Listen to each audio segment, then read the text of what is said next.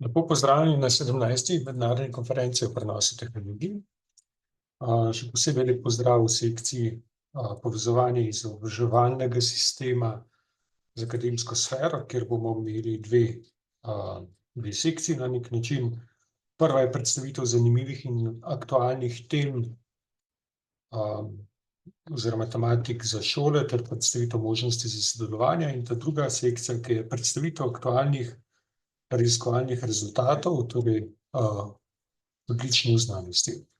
Jaz bi kar povabil najprej, mogoče še to, da se dogodek snema in da v kolikor ne želite biti na posnetku, nam to pač še dodatno sporočite oziroma ob vprašanjih ne vklopite kamere. Bi pa začel kar s prvim delom že. Mogoče še moje ime, jaz sem Peter Alešnik, prihajam iz pisarne za prenos znanja iz Univerze v Ljubljani.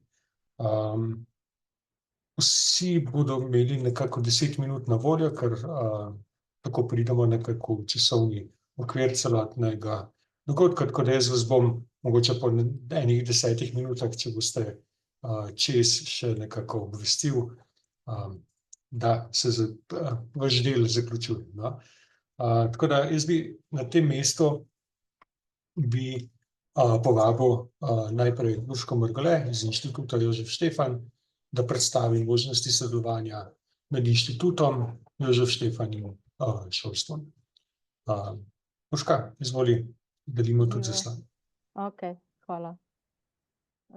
Boš ugasnil zaslon? Super. Takole.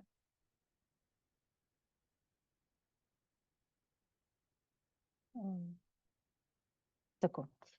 Lepo pozdravljeni, sem Urška Mrgole iz Inštituta Jožef Štefan in vam bom v naslednjih nekaj minutah predstavila, kakšne so možnosti sodelovanja med šolami in Inštitutom Jožef Štefan. Se pravi, na kratko bom na začetku predstavila Inštitut Jožef Štefan, potem pa bom predstavila predvsem te aktivnosti, ki so mogoče relevantne za šole, s katerimi je možno priti v stik z raziskovalci na Inštitutu Jožef Štefan in se z nami povezati in na ta način sodelovati. Se pravi, na kratko o inštitutu. Naš inštitut je bil ustanovljen 1949 kot fizikalni inštitut takrat. Potem smo se 3 leta kasneje preimenovali v Fizikalni inštitut Jožefa Štefana. Takrat smo prvič prevzeli ime znamenitega fizika Jožefa Štefana. Potem smo se leta 1959 preimenovali v Nuklearni inštitut Jožef Štefan in leta 1969 prevzeli ime, ki ga nosimo še danes, torej Inštitut Jožef Štefan. Če na kratko predstavim inštitut v številkah. Ravno danes dopoldan je na konferenci direktor inštituta omenil, da ne samo, da nas je 1200, že 1300 nas je zaposlenih, od tega je preko 1830 raziskovalk in raziskovalcev, ki nekje na letni ravni vložijo več kot 10 patentnih prijav in objavijo prek 900 publikacij. Inštitut Jožef Štefan je velik inštitut, največja raziskovalna inštitucija v Sloveniji in se nahaja trenutno na 5 lokacijah. Trenutno jaz osebno se nahajam v glavni stavbi na Jamovi, potem imamo pa tudi prostore na Reaktorskem centru v Podgorici, prostore imamo v Domžalah, smo pa v Ljubljani tudi na Teslovi ulici in na Tržaški. Na kratko o mojih sodelavcih. Prihajam iz službe za projektno informatiko, organizacijo strokovnih dogodkov in konferenc. Trenutno štejemo, nas je 6, letošnje leto se nam je pridružila sodelavka. Zdaj pa bom na kratko predstavila aktivnosti, ki jih izvajamo in so mogoče malo bolj zanimive za šole in za sodelovanje in povezovanje. Se pravi, najprej bi omenila obiski inštituta s strani šol, ki potekajo med šolskim letom, ko sprejmemo na obisk eno šolo na teden in nekje tam 45 obiskovalcev Sprejemamo pa obiskovalce tako v živo kot v nadaljavo, če je mogoče kakšna šola iz kakšnih oddaljenih krajev ali pa tudi v končni fazi iz osrednje Slovenije, pa bi želela izvesti vseeno obisk nadaljavo, tudi to omogočamo. Obiske na Jamovi sprejemamo ob četrtkih med 9. in 15. uro. Obisk na Jamovi traja nekje 1 uro in 15 minut, ko se vam predstavijo 3 različni raziskovalni odseki. Ta posnetek bo kasneje na voljo in tukaj je navedena spletna stran, kjer dobite dodatne informacije o tem, če bi želeli priti na obisk, oziroma je tukaj naveden elektronski naslov, kamor lahko pošljete prošnjo za obisk, in sicer is@is.si, in bo sodelavka pogledala ta mail in vam ustrezno odgovorila in se boste dogovorili za termin, ki je na voljo. Potem so seveda obiski tudi na Reaktorskem centru v Podgorici, kjer je na voljo 7 različnih predavanj, 2 delavnici in tudi razstava, ki je bila lansko leto obnovljena in posodobljena. Za manjše skupine pa omogočajo obisk tudi reaktorja TRIGA, to je raziskovalni reaktor, in pospeševalnika. Če bi želeli obiskati Reaktorski center v Podgorici, ki je seveda sestavni del Inštituta Jožef Štefan, vabljeni, da pošljete elektronsko sporočilo na icjt@is.si. Če pa boste slučajno poslali na is@is.si, pa bi želeli si ogledati Reaktorski center, vas bomo pa mi ustrezno usmerili. Tako da na katerikoli elektronski naslov pošljete, bomo vašo prošnjo pregledali in vam ustrezno odgovorili. Potem mogoče omenim Štefanove dneve, v sklopu katerega poteka teden odprtih vrat. In če sem prej rekla, da med šolskim letom sprejmemo 1 šolo na teden, sprejmemo v tednu odprtih vrat 1 šolo na dan. Še vedno je omejitev 45 obiskovalcev. Obisk pravno tako traja 1 uro in 15 minut in takrat se vam predstavijo tudi 3 raziskovalni odseki. Kar se pa tiče Štefanovih dnevov, pa poleg tedna odprtih vrat vključuje še vrsto drugih aktivnosti, različnih predavanj, okroglih miz, razstav, ki se pa potem te Štefanovi dnevi se pa zaključijo v soboto, ko imamo na inštitutu dan odprtih vrat. Na prezentaciji vidite tudi letak za letošnje Štefanove dneve, ki so bili marca 24. Štefanovi dnevi 2025 pa bojo potekali med 24. in 28. marcem. Mogoče si zabeležite oziroma sledite spletni strani dnevi.is.si, kjer bomo v naslednjih tednih, mesecih posodobili program in boste lahko se udeležili naših dogodkov. Zdaj pa še dan odprtih vrat, ki sem ga prej omenila. Tukaj je nekaj fotografij, kako smo lani izvedli dan odprtih vrat. Sodelavci, koordinatorji obiskov imajo značilne te turkizno-modre puloverje. Drugače pa v letu 2025 bo dan odprtih vrat potekal v soboto 29. marca. Dan odprtih vrat je namenjen predvsem posameznikom in družinam. Obiski oziroma ogledi se začnejo ob 9. uri in trajajo 1 uro, oziroma predstavitve trajajo 1 uro, ogledi pa se zaključujejo ob 14. uri, tako da si lahko cel dopoldan ogledate različne raziskovalne odseke in pač njihove programe. Tako. Na koncu bi pa omenila še ostale aktivnosti, ki jih izvajamo, ker se na Inštitutu Jožef Štefan zelo zavedamo pomena spodbujanja raziskovalnega dela, študiranja naravoslovno-tehničnih področij, in v ta namen izvajamo vrsto aktivnosti, ki so tukaj tudi navedeni, kot sem že omenila, obiski šol med letom za organizirane skupine oziroma šole, teden odprtih vrat, dan odprtih vrat, pridružujemo se aktivnosti Znanstivala in Evropske noči raziskovalcev. Na inštitutu izvajamo vrsto evropskih projektov, ki spodbujajo naravoslovje in zanimanje mladih za znanstveno-raziskovalno delo.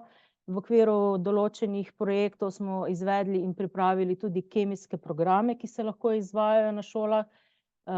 Pripravljamo in izvajamo tudi izobraževanja za učitelje in ravnatelje in nenazadnje raziskovalci inštituta Jožef Štefan so tudi mentori pri seminarskih in raziskovalnih nalogah. Če vas karkoli od tega zanima, če bi želeli kakršenkoli način sodelovati, vabljeni, da pošljete elektronsko sporočilo na is@is.si in vas bomo ustrezno usmerili naprej. Za konec pa mogoče še malce bolj aktualna tema. Glede na to, da vodilni strokovnjaki na jedrskem področju prihajajo iz Inštituta Jožef Štefan, smo se odločili, da bomo v septembru in oktobru oziroma novembru izvedli serijo dogodkov pod naslovom Odprto o jedrski energiji. Kot lahko vidite, nekaj dogodkov je že bilo. Prihodnji je ta četrtek na Reaktorskem centru, ko bo dr. Igor Lengar predstavil tematiko nizkoogljični viri energije. Potem sledi še dogodek 17. oktobra in serija dogodkov se zaključuje 7. novembra na Jamovi v Ljubljani, ko bo Jan Malec predstavil predavanje, izvedel Cena jedrske energije in možnih alternativ. Kdor bi želel, lahko piše na elektronski naslov in bomo poslali tudi povezavo, ker so vsi dogodki posneti in si jih lahko naknadno ogledate, če ne uspete se udeležiti teh dogodkov v fizični obliki. Tako, toliko z moje strani. Hvala lepa za pozornost. Če imate kakšno vprašanje, lahko zdaj, lahko pa tukaj se na vrsto načinov povežete z nami in stopite z nami v stik. Hvala. Super, Urška, hvala. Jaz bi tu dal možnost za kakšno vprašanje, kolikor je. Sicer pa bi kar povabil, pravzaprav, dokler še čakamo mogoče na vprašanje, bi kar povabil naslednje. Lahko tudi na koncu, ja. Tako, ja, ali na koncu, ali pa zdajle, dokler še čakamo, bi pa prosil kar naslednjega našega gosta, doktorja Krištofa Debeljaka, da vžge kamero in tako, hvala, pa da začne deliti svojo predstavitev. Lep pozdrav vsem skupaj, samo toliko, da vženem tole.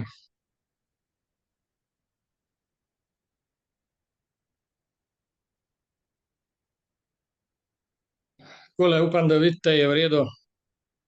Zaenkrat je še ni kot predstavitev, zdaj, če boste lahko še dali čez cel zaslon. Meni piše, da že se pravi, delitev zaslona poteka. Delitev zaslona, ja, ampak niste tule od spodaj klikani še kot, da začne PowerPoint, da je predstavitev čez cel zaslon. Če boste še to tukaj, ja, to sem mislil. Tako, super, izvolite. Zdaj je v redu, dobro. Lep pozdrav vsem skupaj še enkrat z Rudolfovega. Tako kot smo prej že predstavili našo rešitev za uporabo različnih vrst resničnosti, bom mogoče to izpostavil kot eno izmed možnosti sodelovanja našega inštituta s šolstvom in pa industrijo, glede na to, da je tale predstavitev šolnikom namenjena, bi se predvsem na njih navezal. To mogoče samo kratka predstavitev inštituta, se pravi, imamo nekje tukaj že 4 polno operativne laboratorije, 5., 6. sta v razvoju in ta laboratorij, kjer ga bom predstavil, je pač LabX, laboratorij za razširjeno resničnost. Tukaj imamo različno opremo od raznih tipov očal, oblek, rokavic, eksoskeletona in se pravi obleke za temi EEG senzorji. Zdaj, kateri so nekje projekti, ki smo jih zdaj že uspešno izvedli. Tukaj recimo za Park Soči je bila aplikacija, kjer smo za naročnika izdelali v bistvu predstavitev, kjer si je lahko potencialni kupec ogledal, kako bo recimo razgled iz njegovih prostorov, a ne. To je bila ena taka recimo kot dodana vrednost za prodajalca teh objektov. Potem naslednja aplikacija, za katero smo tudi prejeli zlato nagrado Gospodarske zbornice Bele krajine in srebrno Slovenske gospodarske zbornice, je pa bil izolator. Tukaj gre pa za custom-made napravo, prav za en izolator podjetja iz Krapijo, kjer si gre za delo z raznimi, bom rekel, nevarnimi kemikalijami ali področje, kar mora biti se pravi odločeno od okolice. In tukaj je do zdaj proizvajalec iz kartona, lesa in tako dalje vedno delal modele, ker je vsak drugačen, a ne. Tukaj smo pa zdaj z uporabo VR tehnologije ta postopek pocenili in skrajšali, se pravi, da najprej naredimo celo rešitev v virtualnem okolju, v bistvu kasneje pa to hibridna verzija, kjer se del, se pravi, te hardverske opreme integrira v našo, se pravi, rešitev in se dejansko preizkus potem delovanje, se pravi, dosegljivost vseh naprav v tej komori. Sadjar, to je bila rešitev, ki smo jo predstavili tudi pred eno urico na tem našem forumu. Se pravi, to je pa aplikacija, kjer je namenjena, je ta trenutek sicer še pridelovalcev sadja, ampak jo nameravamo razširiti tudi na druga področja in konkretno za to aplikacijo smo že v pogovoru z nekaj izobraževalnim inštitucijam, da bi jo ponudili tudi njim za njihov v bistvu program izobraževanja, se pravi, jo nameravamo predstaviti in profesorjem in dijakom, počakati na feedback in se potem mogoče dogovoriti o nadaljnji uporabi tega tudi v samem izobraževanju. Podobna aplikacija je tudi Dom starejših občanov. Vemo, da nekateri pač so več potovali, nekateri manj, nekateri bi želeli samo videti svoj domači kraj.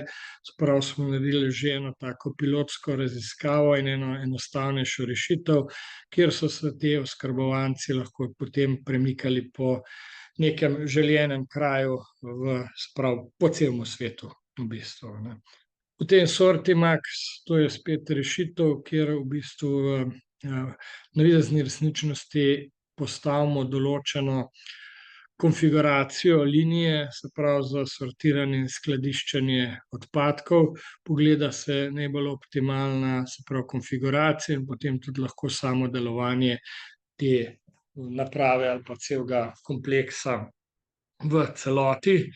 Zdaj lahko pokažem eno kratko predstavitev še Discrepio, kako recimo taka aplikacija v praksi deluje.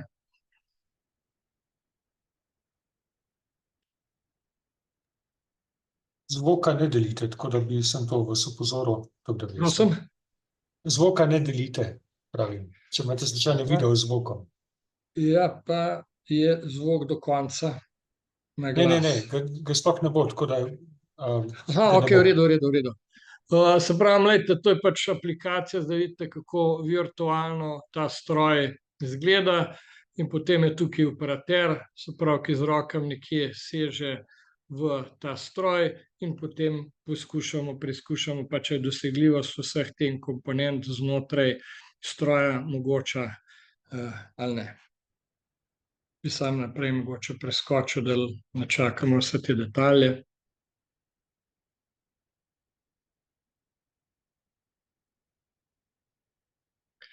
Tukaj te verzije narejen še zadeva z krmilniki, ampak evo, v dodatnem delu, se pravi, so bile pa potem že uporabljene, se pravi, rokavice in roke, se pravi, da uporabnik dejansko lahko praktično preizkusi delovanja tega stroja.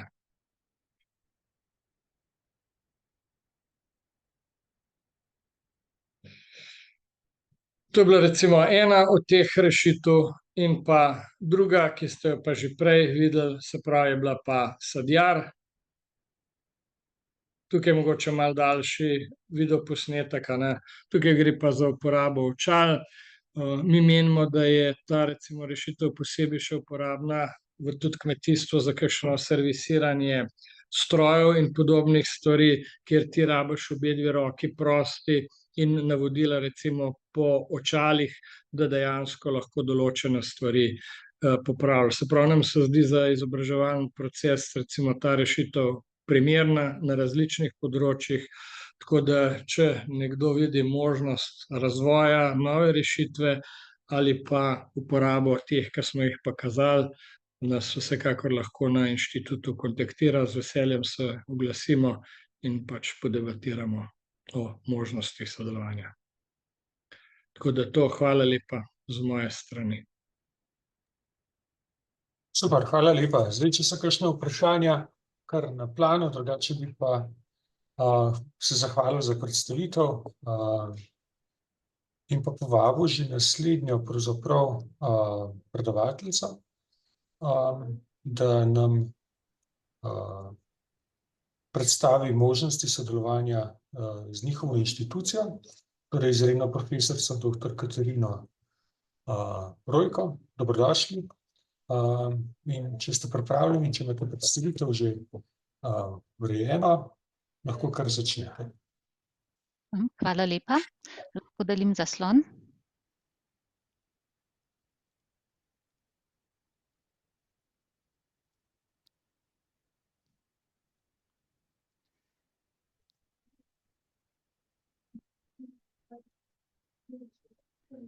Tako, hvala lepa za besedo. Jaz sem bila naprošena, da predstavim enega od projektov, ki se je izvajal na naši fakulteti, in sicer gre za projekt Learn Green Outdoor STEAM, ki predstavlja vertikalno povezovanje v smislu izobraževanja, in sicer z osnovnimi šolami. Torej, nekaj informacij o projektu. Projekt je trajal 2 leti, od leta 2022 do leta 2024, in sicer gre za izobraževalni projekt K220 Erasmus plus projekt. Sodelovale smo 3 države oziroma 5 partnerjev iz Slovenije, poleg naše fakultete v vlogi koordinatorja, še osnovna šola iz Ljubljane, osnovna šola iz Skopja in pa osnovna šola iz Španije, pa še en raziskovalni zavod iz Severne Makedonije. Tukaj je spletna stran projekta, če kogarkoli zanima več informacij, si lahko pogleda. Na tej spletni strani so na voljo posamezni produkti, ki so nastali v okviru tega projekta, nekaj več informacij o samem projektu in pa o partnerjih. Smo pa tudi prisotni oziroma nekaj prisotnosti na Facebooku in pa YouTube kanalu. Zdaj, kaj so bili cilji projekta? Pripravili smo 4 produkte, in sicer najprej 10 Green and STEM izobraževalnih poti. Zdaj, kot samo ime pove, v naravi in pa iz področja STEM. Namen pa je bil vključiti digitalne naprave in pa rekreacijo v proces izobraževanja. V ta namen smo tudi razvili Android aplikacijo za prikaz izobraževalnih poti in pa reševanje nalog. Potem smo pripravili 2 e-knjigi, in sicer prvo obsežnejšo z vsemi vsebinskimi informacijami za izvedbo vseh poti za učitelje in pa e-knjigo za generalizacijo vsebin, pa napotke za razvoj tovrstnih aktivnosti, za namen uporabe Android aplikacije pa tudi priročnik za uporabo. Nato je sledil preizkus teh učnih poti, in sicer s strani učencev, katerim je bil projekt namenjen od 8 do 16 let. Ob tem so seveda bili še drugi učinki, kot so učinki klasičnih Erasmus, mobilnosti, spoznavanje drugih kultur, komuniciranje v tujih jezikih in tako dalje. Torej, izvedli smo mobilnosti v vseh 3 državah. Ob tem pa seveda še druge cilje realizirali, kot je sodelovanje z lokalno skupnostjo, drugimi šolami in tako dalje. Zdaj, predstavila bom glede na omejitev časa le en produkt, in sicer tole Android aplikacijo, ki smo jo razvili. To je začetno okno, ki se pojavi po namestitvi te aplikacije. Zdaj, od nedavnega je na voljo tudi preko Google Play. In sicer vsebuje izobraževalne poti vseh partnerjev v projektu, torej vsak partner je razvil 2 izobraževalne poti, kot rečeno je izobraževalnih poti 10 v vseh 3 državah. Namenjene pa niso samo uporabi znotraj pouka strani učiteljev, temveč tudi zunaj. Zdaj, vsebine, kot vidite tukaj na začetnem zaslonu, so v 4 jezikih, torej poleg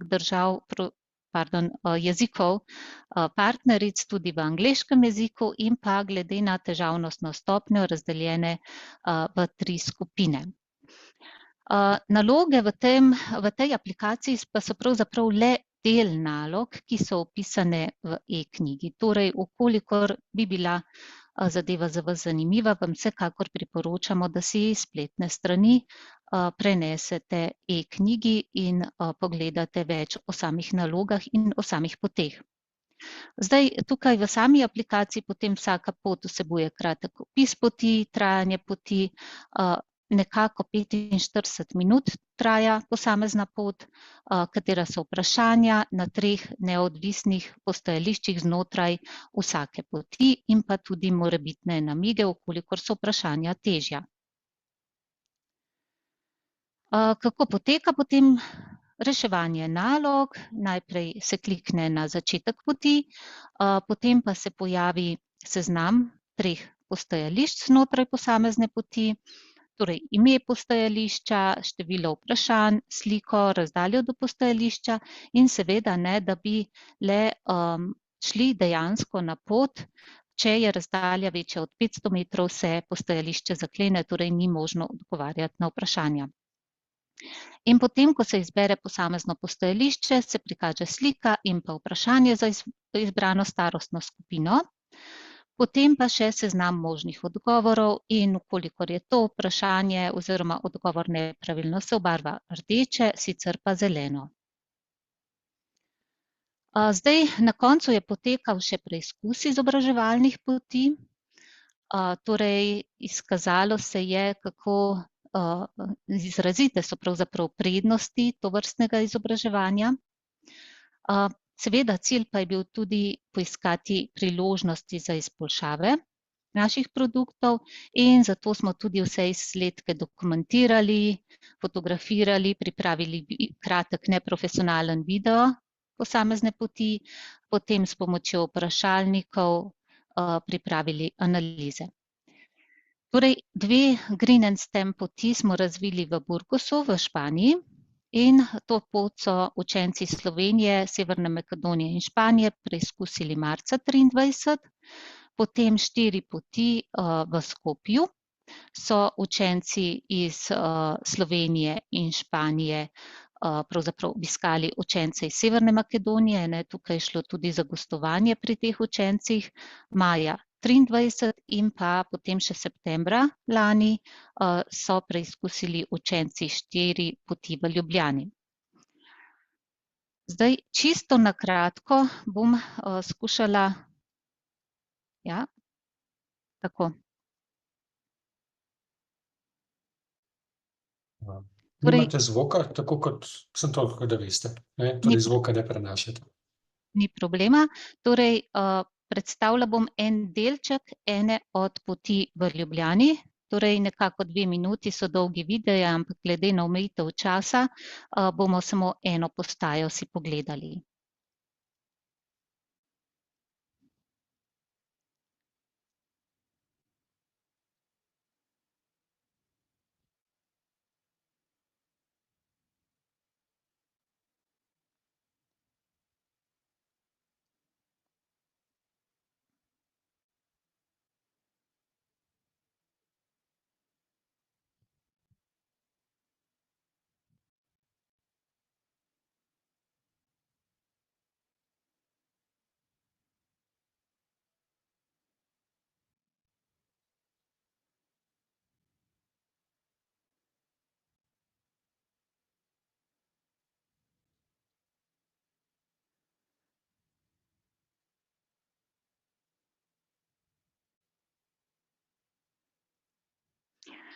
Tako, torej predstavila sem eno od postaj in sicer ravno nas je ujel dež, kot ste lahko videli, ampak kljub temu je bilo zanimivo, poučno in na tej postaji smo pravzaprav reševali naloge iz matematike.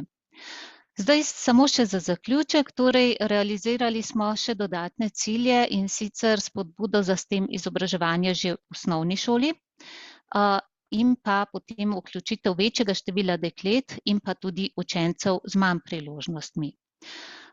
Na koncu samo še, to je bil za našo fakulteto, lahko rečem, pravzaprav zelo netipičen projekt, namreč običajno se ukvarjamo z projekti, kar se pedagoških tiče na 3. stopnji izobraževanja, pa seveda znanstvenimi raziskovalnimi projekti, ampak v tem projektu smo vseeno lahko prispevali z vključitvijo tega znanstvenega pristopa v praktično in pa seveda na učenca osredinjeno poučevanje, vključili smo tehnologijo in pa tudi gibanje v naravi. Torej, vsi skupaj smo pridobili zelo dragocene izkušnje. Tako, toliko z moje strani, če so kakršnakoli vprašanja. Najlepša hvala. Vabim udeležence z vprašanji, kolikor jih imate.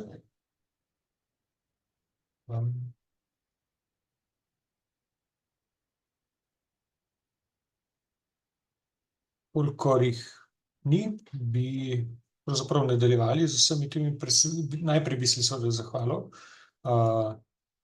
izredni profesorici Katarini Rojko za to predstavitev in bi hkrati tudi povabil že naslednjega našega gosta, doktorja Uroša Žibrata iz Kmetijskega inštituta Slovenije, da nam predstavi svojo predstavitev. Vkolikor ste pripravljeni, lahko začnete. Dober dan, sem pripravljen, tako da... Dober dan, super, izvolite. Če prekinete šeranje, da lahko delim moj zaslon. Hvala. Evo, je vidno? Se vidi, ja? Super, velja. Torej, še enkrat dober dan. Jaz bom na kratko predstavil naše delo na področju daljinskega zaznavanja za odkrivanje zdravstvenega stanja rastlin in delo v okviru mednarodnega projekta NemSlekt. Velik del našega dela je osredotočen na določanje koreninskih škodljivcev. Eni takšni so recimo krompirjeve ogorčice, to so karantenske gliste. V EU so na seznamu karantenskih organizmov Evropske organizacije za varstvo rastlin in kadarkoli, kjerkoli jih najdemo, je potrebno takoj izvesti vse potrebne ukrepe, da zajezimo njihovo širjenje. Ključni problem pri določanju teh parazitov pa je, da so vidni simptomi, vidni znaki okužb na nadzemnem delu rastlin popolnoma enaki sušnemu stresu. Tega ne moremo ločiti. Kar ko vidimo od zgoraj, pa enostavno ne vemo. Edini zanesljiv način, kako lahko ugotovimo, ali je prisotna glista, ali je sušni stres, ali je tudi karkoli drugega, je, da posamezno rastlino izkopljemo in pregledamo koreninski sistem in da natančno vemo, katera glista je dejansko prisotna, moramo potem še narediti laboratorijske analize. To je seveda zamudno in počasno delo, dokler to delamo na majhnih površinah, recimo na vrtu, v redu, je obvladljivo, na njivah, kjer recimo na enem hektarju je lahko več 10.000 rastlin, pa to ni več obvladljivo. In tu nam pa ravno pride v pomoč, veliko pomoč daljinsko zaznavanje. Ko govorimo o daljinsko zaznavanje, to enostavno pomeni katerikoli sistem, kjer se senzor in predmet, ki ga preučujemo, nikoli ne dotikata, ne prideta v stik. Recimo naše oči so senzor daljinskega zaznavanja. Vsi nosimo naokoli, skoraj vsi, pametne telefone, ki imajo kamere gor, delajo pač te navadne, klasične, digitalne slike in že v teh čist navadnih slikah je dejansko noter skrito ogromno podatkov.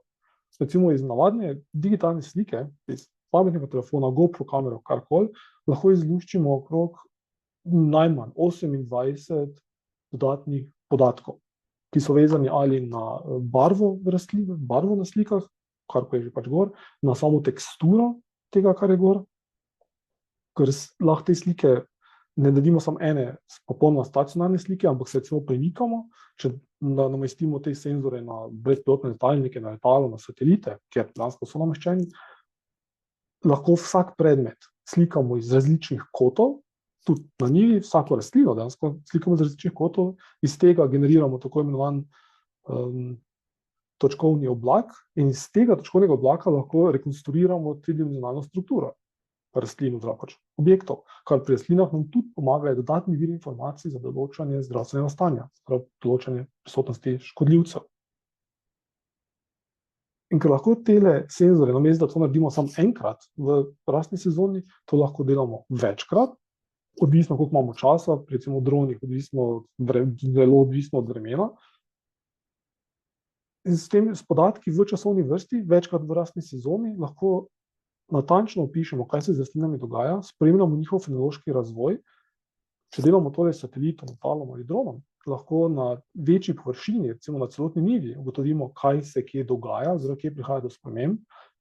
Spremembe lahko zelo natančno ovrednotimo in tudi prek teh sprememb določimo, ali se nekaj dogaja in kaj točno se dogaja.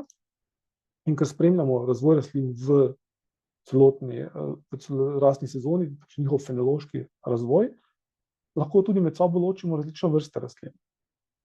Recimo to nam je uporabno potem za določanje invazivnih rastlinskih vrst, ker lahko s tovrstnimi podatki na večjih površinah dokaj natančno povemo, kaj se kje dogaja. In vse to lahko naredimo z navadnimi digitalnimi slikami.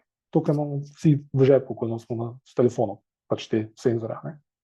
Če pa zavzamemo spet digitalne slike, ampak povečamo natančnost teh senzorjev v tako imenovane večspektralne senzore, to so recimo multi- in hiperspektralni senzori, dobimo poleg informacij v nam nevidnem delu spektra, recimo tole tu je viden del spektra, to mi vidno, samo to tule. Ne? Vse ostalo popolnoma nevidno, ampak te senzori pa lahko zajamejo podatke v tem delu spektra. In poleg tega, da vidijo nam neviden del, tudi zajamejo podatke v večji spektralni ločljivosti. Govorimo o zelo ozkih spektralnih pasovih, 5 nanometrov in manj, recimo, odvisno od senzorja. In tovrstni senzori nam pa omogočajo, da zaznamo recimo tudi atmosferske učinke, recimo vse tele, kjer je povečja absorpcija, recimo to je vse zaradi atmosfere. Dejansko večina elektromagnetnega valovanja se absorbira v atmosferi, absorbira ali odbija z atmosfere. Te natančnejši senzori, predvsem hiperspektralni senzori, nam omogočajo, da določamo biokemijsko stanje oziroma kemizem rastline, spremembe v kemizmu rastline, recimo prisotnost določenih beljakovin, sekundarnih metabolitov. In to nam je ključnega pomena za določanje zdravstvenega stanja rastlin, ker prve spremembe ob prisotnosti katerega koli škodljivca, pa so to virusi, glive, bakterije, so želke, karkoli, prvi odziv rastline bo, da začne proizvajati ustrezne sekundarne metabolite, s katerimi se bori proti tej okužbi, oziroma napadu. In to je nam nevidno. Ne? Ko postanejo spremembe vidne, ko se začnejo spreminjati pigmenti rastline, je za rastlino v bistvu že prepozno. Že počasi umira, ali pa tudi hitro, odvisno od bolezni. In s hiperspektralnimi senzorji nam recimo omogočajo, da lahko določimo zdravstveno stanje rastline pred pojavom vidnih simptomov, in ker lahko te senzore namestimo na drone, letala, satelite, lahko to naredimo na večjih površinah in za vsako posamezno rastlino, odvisno od rastlin, seveda pri koruzi, to pač gre, pri krompirju lahko, za vsako rastlino povemo, kaj se z njo dogaja.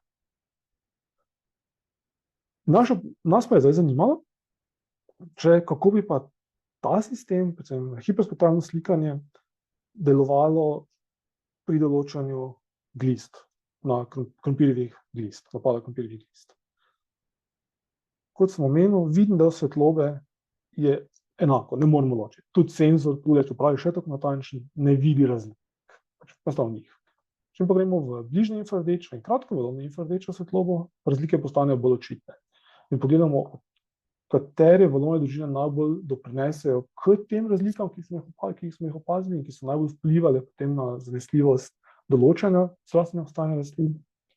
Ugotovimo, da recimo večinoma so prisotne v bližnji kratkovalovni infrardeči svetlobi, kar smo pričakovali, in da vplivajo predvsem zaradi recimo ogljikovodikov, razlik v ogljikovodikih rastlin, nekaterih beljakovin, predvsem celuloza je bila tudi pomembna, in pa voda. Voda sama po sebi pričakovana, ker gliste preprečujejo prevzem vode iz tal, torej rastlina je v bistvu v sušnem stresu, poleg tega, da je še okužena. In z hiperspektralnim slikanjem so te zadeve dejansko zelo natančne, določanje suše je praktično perfektno delovalo, določanje okužbe, torej ločevanje med, ali so rastline zdrave ali bolne in ali so v sušnem stresu, tudi deluje dosti natančno.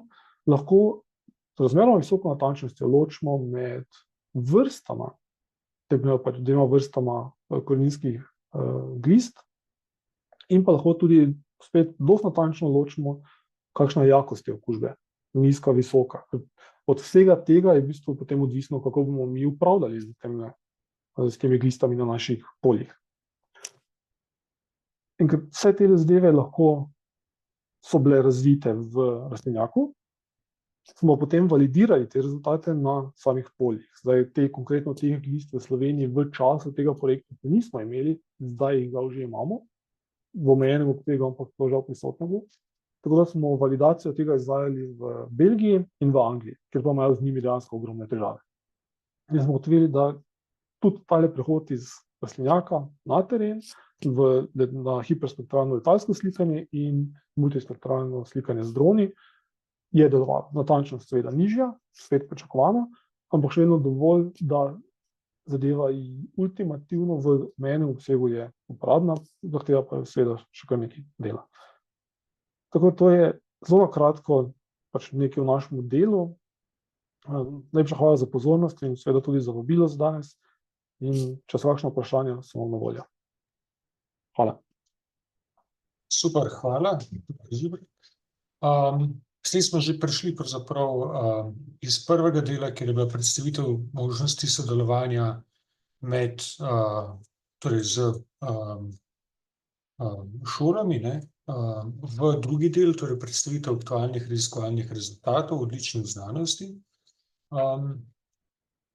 Če so kakšna vprašanja, pravzaprav vabljeni.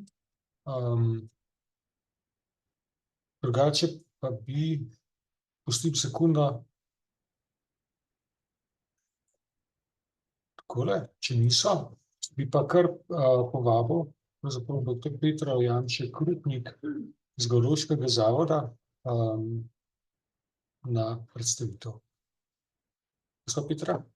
Ja, zdravljeni, se slišimo? Živijo. Ja, se slišimo, super. Okay.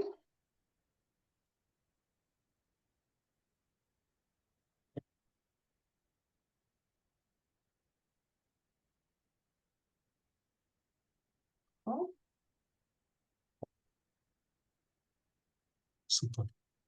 Evo. Je v redu, ne? Ja, lep pozdrav vsem. Prihajam z Geološkega zavoda, kjer se ukvarjam z potresno geologijo in raziskavami najmlajšega obdobja Zemlje, kvartarja.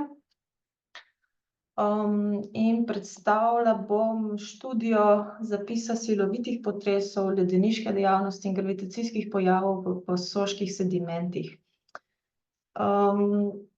Gre za delo, ki je bilo nagrajeno s strani Javne agencije za znanstveno-raziskovalno dejavnost in inovacijsko dejavnost Republike Slovenije kot dosežek odličnih znanosti 2023 na področju geologije. Naše delo posega pravzaprav na različna področja proučevanja procesov na površju Zemlje. Gre za interdisciplinarno raziskavo, ki je nastala v sodelovanju strokovnjakov z Geološkega zavoda s priznanimi tujimi raziskovalci v sklopu 2 programskih skupin, katerih člani smo, in projekta, ki se pravkar zaključil in proučuje poledenitve v Alpah in Dinaridih.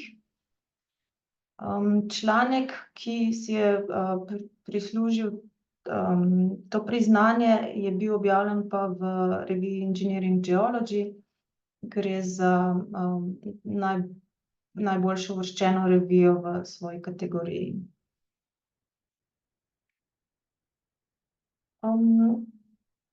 Zdaj, kot raziskovalka kvartarja so mi zelo zanimive raziskave v Alpah, ker je to zelo dinamično okolje z različnimi procesi.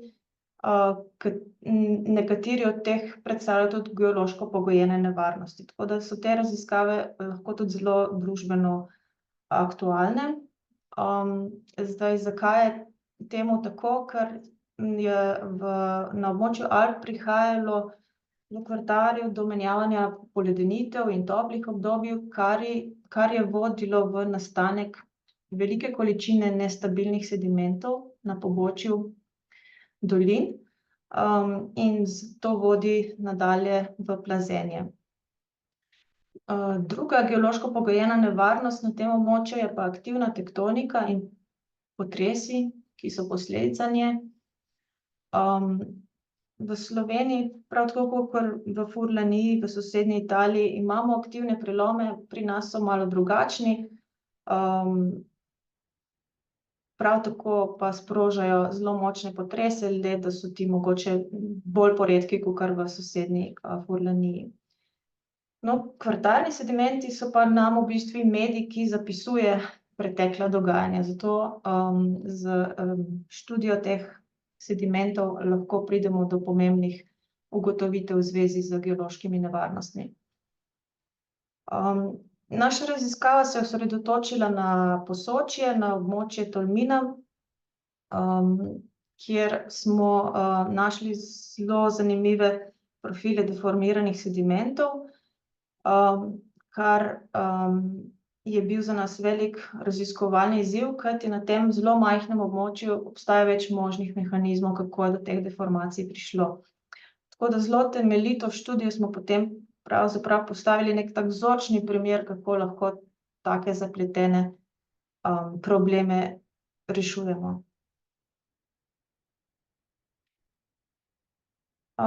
Osredotočili smo se na eno zelo majhno stransko dolinico tukaj v Modrejcah pri mostu na Soči.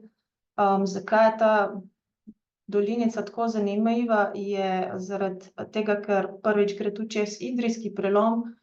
To je eden naših najbolj aktivnih, najdaljših aktivnih prelomov, ki je tudi povzročil najmočnejši potres, znan pri nas, leta 1511, magnituda 6,8. Drugi razlog je pa zato, ker je ta dolinica nekako v senci teh glavnih ledeniških koridorjev, ki so poradirali vse pred sabo.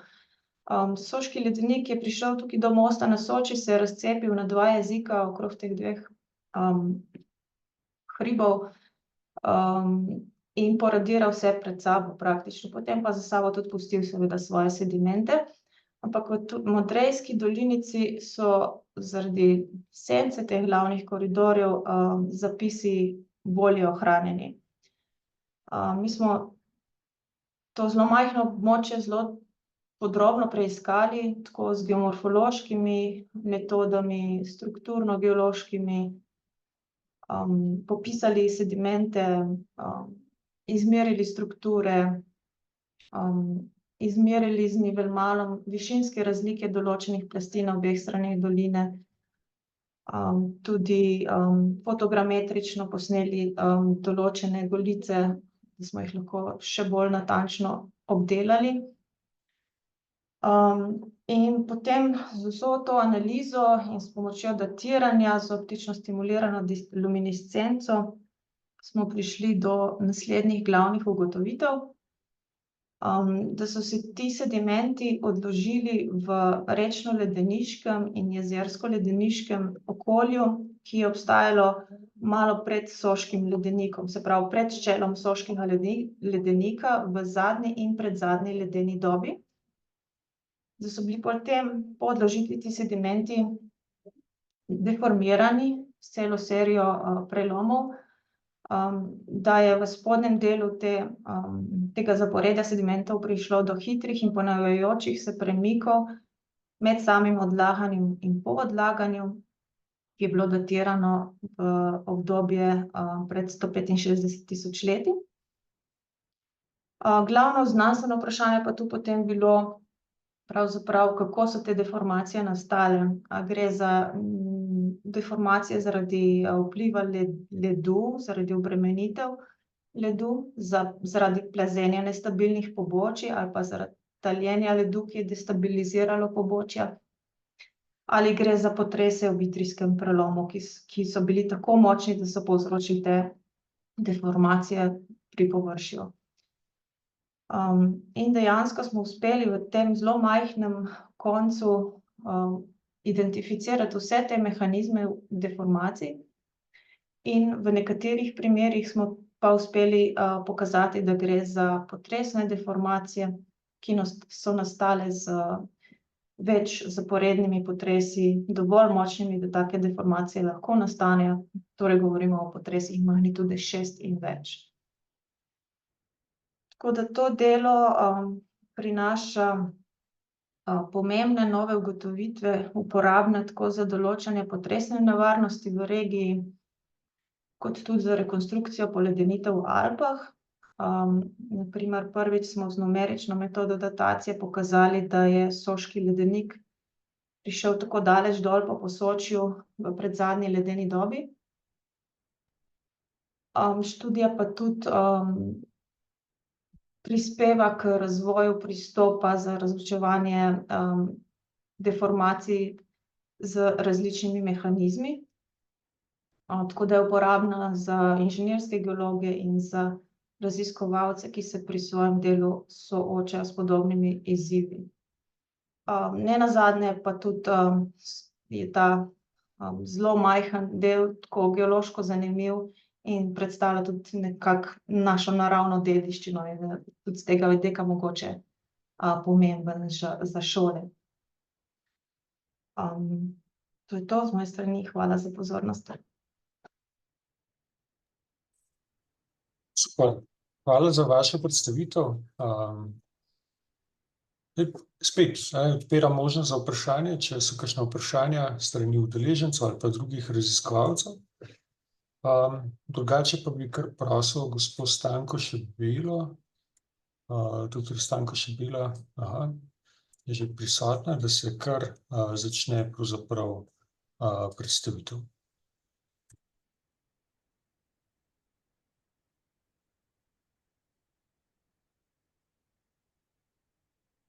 Ja, dober dan, Še v zvok, tako, pozdravljeni. super. Še predstavitev, če date na cel zaslon, Ja, da bomo bolje videli. pozdravljeni. Moje ime je Stanka Šebela, sem geologinja, zaposlena na Inštitutu za raziskovanje Krasa v Postojni. In bi vam predstavila dosežek v znanosti, in sicer je to monografija, ki je šla v angleškem jeziku in je bila objavljena v letu 2022 z naslovom Natural and Anthropogenic Impacts on Cave Climates. Ta monografija je nastala na povabilo založbe Elsevier in analizira meritve jamske mikroklime v izbranih slovenskih turističnih jamah, kjer že od leta 2009 izvajamo meritve mikroklimatskih parametrov. V letu 2023 je bila ta knjiga izbrana kot dosežek odličnih znanosti, in sicer na področju humanistike in geografije. Zdaj, v tej knjigi sta glavni dve turistični jami, ki jih obravnavam, in sicer na desni strani je tloris Postojnske jame. Jaz se opravičujem, ampak predstavitev ne delite oziroma vidimo samo eno in isto začetno resnico. Tako da, sem to, da vas opozorim. Tako, zdaj pa ste spremenili. Ne, se zdi tako. Zdaj smo videli, zdaj je to tretja oziroma četrta. Ja, zdaj je v redu.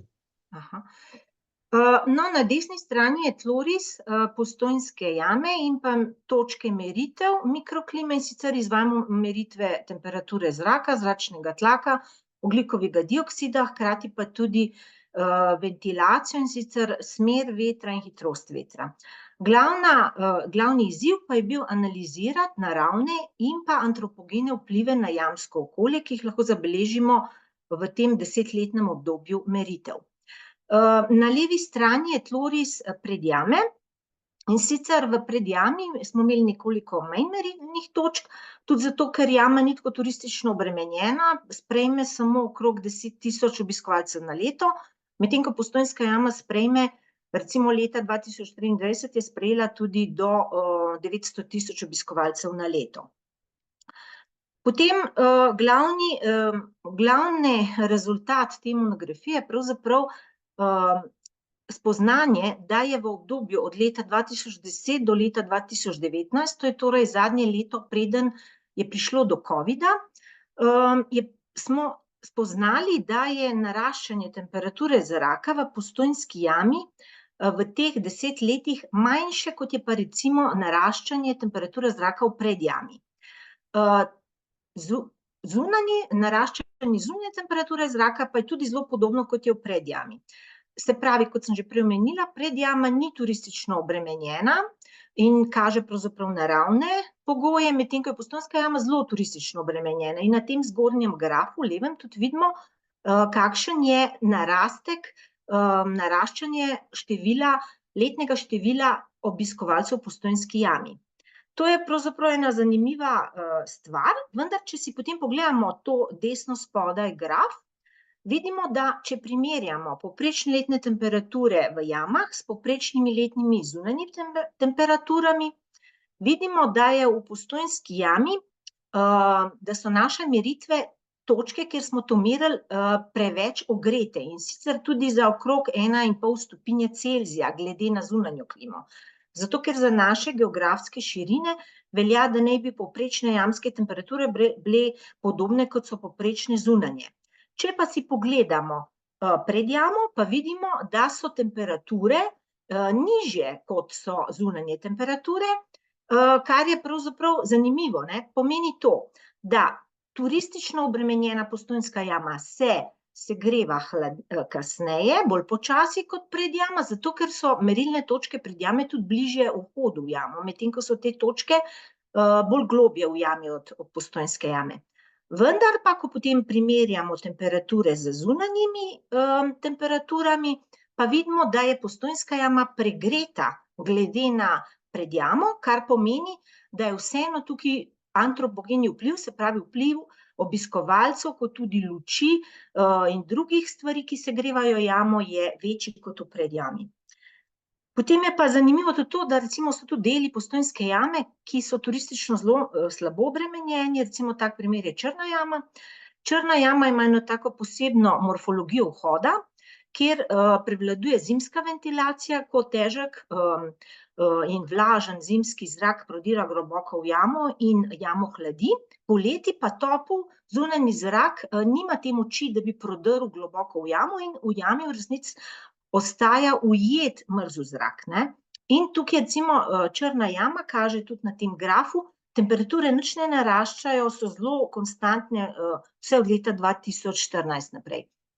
Potem je pa še ena jama, ki je tudi turistično manj obiskana, recimo Otoška jama, ki je tudi del Postojnskega jamskega sistema. Tukaj pa vidimo segretost te jame, zato ker je vpliv temperature podzemeljske reke Pivke, predvsem v poletnem času. Se pravi, imamo dva dela v Postojnskem jamskem sistemu, ki nista turistična, pa imata skrajne temperature, od zelo hladnih do zelo toplih, ne. Zdaj, v monografiji so tudi predlagani omilitveni ukrepi za izvajanje trajnostnega turizma v jamah, kot posodobitev železnice, ki v jami obratuje že od leta 1872, potem sektorsko osvetljevanje, omejevanje števila obiskovalcev, razne alternativne možnosti za turiste, tako v jami kot tudi izven jame. Raziskava je bila opravljena v sodelovanju s Postojnsko jamo, kot tudi v okviru projektov Javne agencije za raziskovalno inovacijsko dejavnost Republike Slovenije, je tudi del evropskih projektov. Kot vedno pa se je pokazalo zelo pomemben, da je potrebno neke probleme trajnostnega razvoja reševati med koncesionarjem, med znanstveniki in tudi kot med državo, ki je lastnik pravzaprav vseh turističnih jam. In to bi bilo vse. Hvala. Prešibila, hvala za vašo predstavitev. Pokolikor ima kdo kakšno vprašanje, vabljen, da ga zastavi. Če ne, bi prosil docenta doktor Anže Babiča iz Fakultete za gradbeništvo in geodezijo Univerze v Ljubljani, da sporoči, če je pripravljen oziroma če lahko začne tudi svojo predstavitev. Dober dan, hvala lepa. Se v redu sliši? Super. Se vidi zaslon? Tudi. Tudi, super, hvala lepa. Torej v naslednjih nekaj minutah bom predstavil model za komunikacijo in podporo upravljanju tveganj zaradi naravnih nevarnosti, ki smo ga razvili v okviru raziskovalnega programa Potresno inženirstvo na Fakulteti za gradbeništvo in geodezijo Univerze v Ljubljani s kolegoma Nušo Lazar Cinković in profesorjem Matjažem Dolškom. Zdaj že takoj ne povem, no, da glede na naše ozadje smo izhajali bolj iz problematike potresnega tveganja, smo pa potem ta model nekako tako razvili, da je aplikativen tudi za druge naravne nesreče. Najprej malo o motivaciji. Zdaj, v Sloveniji imamo opravka z starajočim se stavbnim fondom, ki je bil v veliki meri zasnovan v času, ko je bilo zavedanje o potresni nevarnosti, pa tudi samo znanje o potresnem odzivu stavb relativno nizko. Kako danes upravljati s takšnim stavbnim fondom? V idealnem primeru bi ocenili njegovo potresno tveganje in nato na podlagi te ocene sprejeli neke odločitve, neko strategijo za postopno zmanjševanje tveganja. Zdaj, v Sloveniji je bilo izvedeno že precej projektov za oceno tveganja, ampak to je pa vodilo do ukrepov v bolj omejenem obsegu. Zdaj, zato je več razlogov. Eden izmed njih je, da nimamo nekega sistematičnega pristopa za povezovanje same ocene tveganja z ukrepi. In zdaj, da bi mi nekako pomagali pri reševanju tega problema, smo razvili model, ki ga danes predstavljam. Zdaj, pri razvoju modela smo se oprli na nekatere elemente iz podobnih modelov, ki so uporabljeni v drugih državah.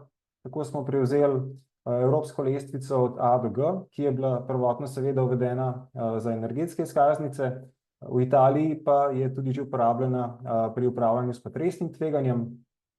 Poleg tega smo predvideli možnost prostovoljnih in neprostovoljnih ukrepov za zmanjšanje tveganja, kot je to praksa v Italiji oziroma Novi Zelandiji. Tveganje pa smo izrazili v obliki povprečnih posledic vseh možnih potresov, preračunanih na neko izbrano dobo, kar je tudi nekako praksa v modernem potresnem inženirstvu.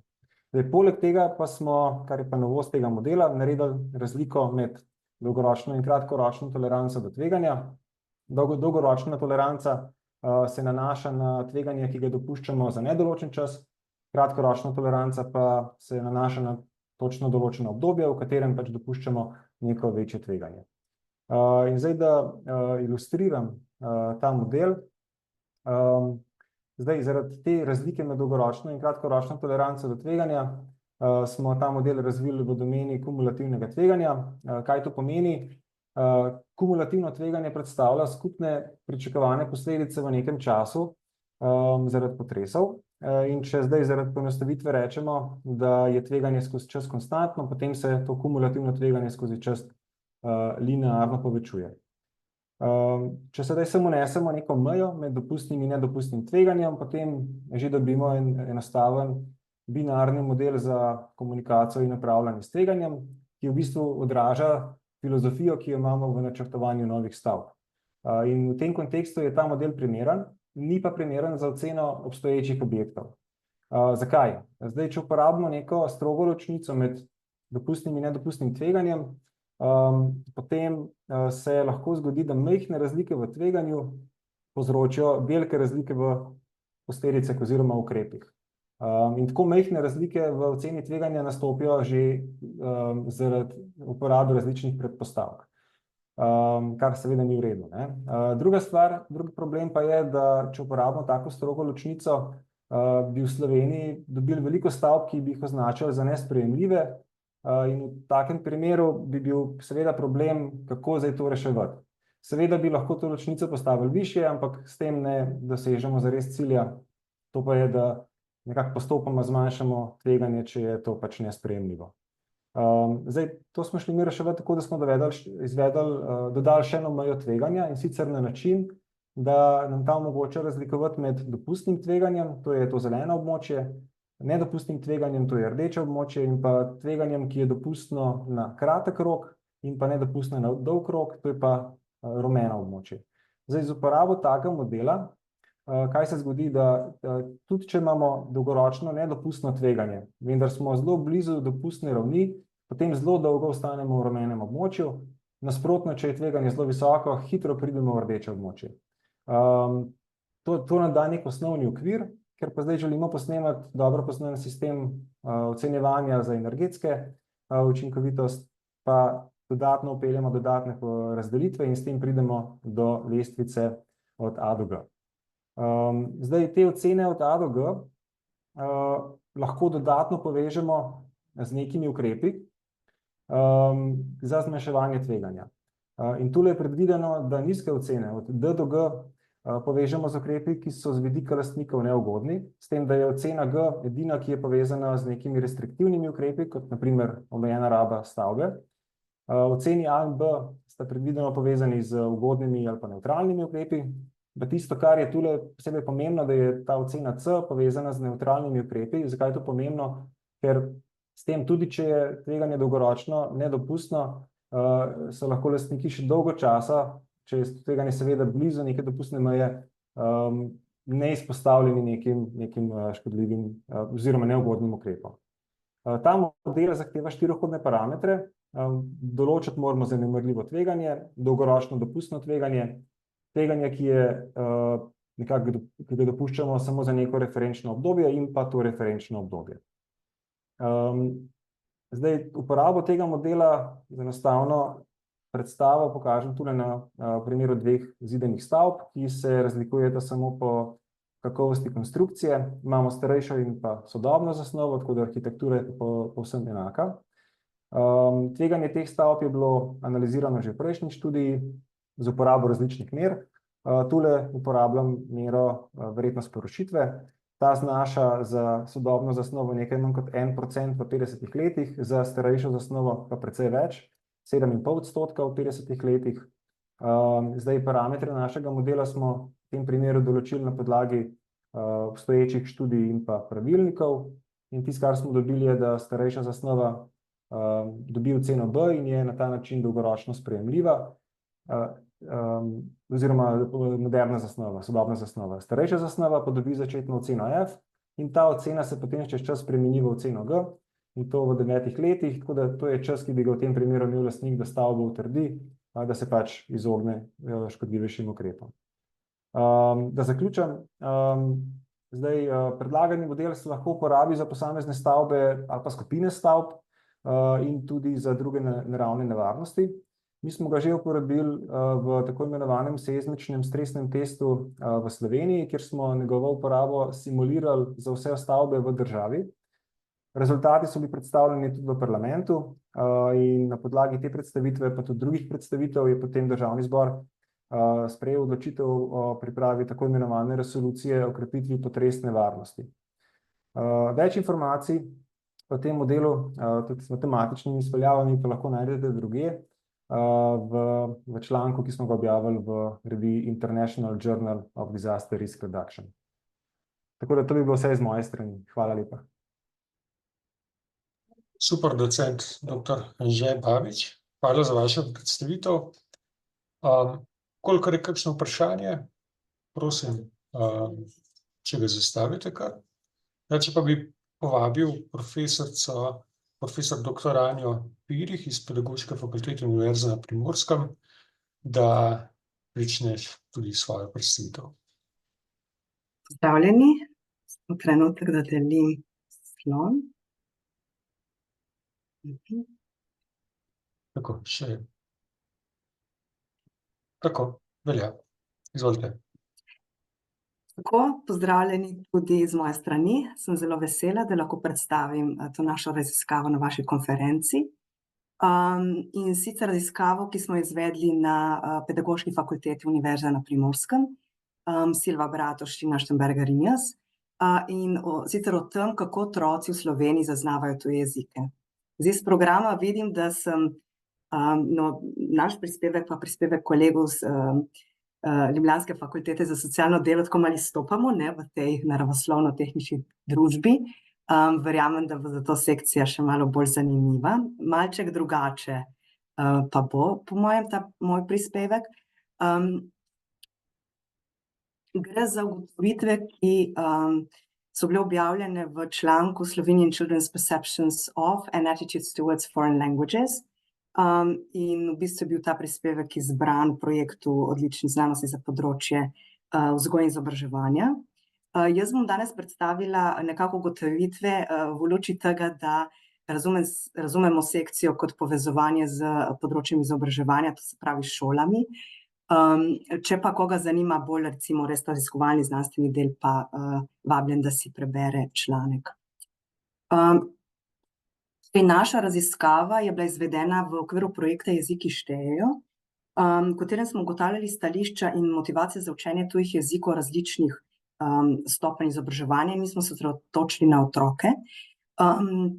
Imamo raziskavo s 475 tretješolci, se pravi starimi 8 do 9 let.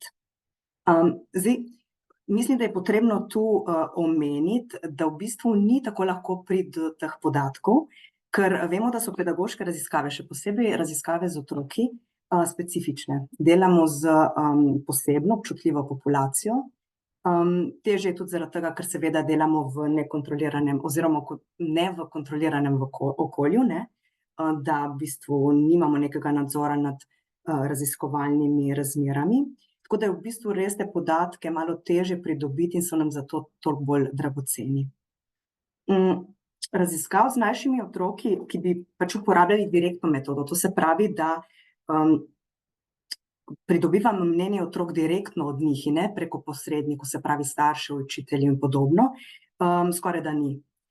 Mi smo se pa potem odločili, da dejansko izberemo ravno to metodo, nekako da vključimo otroke kot kompetentne respondente tu, in je bilo potrebno najprej razviti inštrument, ki bi upošteval določene specifične lastnosti te populacije, se pravi kognitivni razvoj, sporazumevalne kompetence, socialne zmožnosti. Tako da najprej smo razvili in validirali inštrument Langat Mini. In ta inštrument je bil v bistvu že v začetku mišljen za mednarodno primerjavo in smo zelo veseli, da v bistvu kar nekaj raziskovalcev že z različnih držav v in izven Evrope pač odzvalo in uporablja inštrument, tako da pridobivamo podatke, ki jih bo možno potem tudi primerjati. Mi smo kombinirali kvantitativno in kvalitativno metodo, naši cilji pa so bili analizirati stališče otrok do tujih jezikov, analizirati njihovo motivacijo za učenje tujih jezikov, ugotoviti zaznavanje pomena pomembnih drugih, pri tej populaciji govorimo o učiteljih, starših in vrstnikih, in tudi preučiti, kako otroci zaznavajo tuje jezike. Čisto na splošno in na kratko lahko rečem, da pač pokazalo se je, da so stališča do tujih jezikov zelo pozitivna. Tukaj ne poudarim množino, stališča do tujih jezikov, ne recimo samo do enega pa prevladujočega ali pa tistega, ki se ga učijo v šoli. Recimo samo za ilustracijo, poleg trditev, ki so se navezovala na njihova stališča do tujih jezikov, so vprašalniki, smo jih vprašali, pozvali, da dokončajo stavek, ki se je glasil, kdor zna tuje jezike je. In otroci so navajali zelo pozitivne lastnosti. Je car, je faca, je pameten, je zanimiv, je prijazen, pa tudi zelo specifične, zelo konkretne, je moj učitelj, je Justin Bieber. Pokazalo se je tudi, da je motivacija za učenje tujih jezikov v tej starostni skupini zelo visoka. In še nekaj, in tukaj v bistvu ta diagram nam pokaže, da je v bistvu zelo pomembni drugi za to populacijo, so to v glavnem starši in učitelji, igrajo zelo pomembno vlogo, ker zelo pomembno napovedujejo motivacijo za učenje tujih jezikov, ta pa potem stališča do tujih jezikov. Tako da je to souvplivanje zelo pomembno. Otroke smo vprašali tudi, če poznajo kakšno zanimivo besedo v tujem jeziku, in potem smo iz njihovih odgovorov, ki jih je bilo res ogromno, razbrali te kategorije. Najprej fonetični zapis. Če vidite prvi sken teh odgovorov, razberemo besede, ki so zapisane fonetično, tako kot se izgovorijo, ker kaže seveda, da se z jeziki pretežno srečujejo v govorjeni komunikaciji, ampak tudi to, da če se neka beseda, če se jim je zdela zanimiva, je bilo to za njih bolj pomembno kot to, če jo znajo pravilno zapisati. Kar kaže, da v bistvu zelo se fokusirajo na komunikacijsko vrednost jezika. In to je povezano potem z drugo kategorijo, komunikacijski vzorci. Mi smo jih vprašali za zanimivo besedo, pisali pa so zelo veliko fraze, cele komunikacijske vzorce. Vidimo, je suis fatigué, in podobno, tako da v bistvu res pri njih je v fokusu pomen in ta komunikacijska vrednost jezika, kot že rečeno. Pokazalo se je, da otroci tuje jezike pogosto percipirajo izkušenjsko, to se pravi preko situacij, ki so jih sami doživeli. Imeli smo zelo veliko primerov, kjer se je dalo razbrati recimo hrvaške besede, ki se navezuje na kontekst prostega časa, počitnic. Sunce, lopta, futbal, idemo se igrati loptom. Kar je bilo za nas zelo pomembno, je bilo tudi to, da so navajali primere v več jezikih. To se pravi, naše vprašanje je bilo, ali pa naloga recimo, navedi kakšno zanimivo besedo v tujem jeziku. Veliko njih pa je navajalo, tako vidite, primer 4 tujih jezikov. In zakaj se nam to zdi pomembno? Ker v bistvu zanimiva beseda, to se navezuje na koncept radovednosti v jezikih in pokazalo se nam je, skratka, da, ker so zapisovali v več jezikih, da se kažejo radovednost do različnih jezikov, kot že rečeno, ne samo do recimo angleščine, ki se jo učijo v šoli, in to se v bistvu nakazuje, tle se nakazujejo njihova pozitivna stališča do jezikovne raznolikosti. In še ena zanimiva stvar, kar nekaj otrok je dopisalo pojasnila, prevode, tukaj recimo vidimo povezavo med slovensko besedo kazen, ki se zanimivo izgovarja podobno kot angleška beseda cousin, kar kaže na neko že oblikovanje zavedanja o jeziku, nek preuči se meta jezik.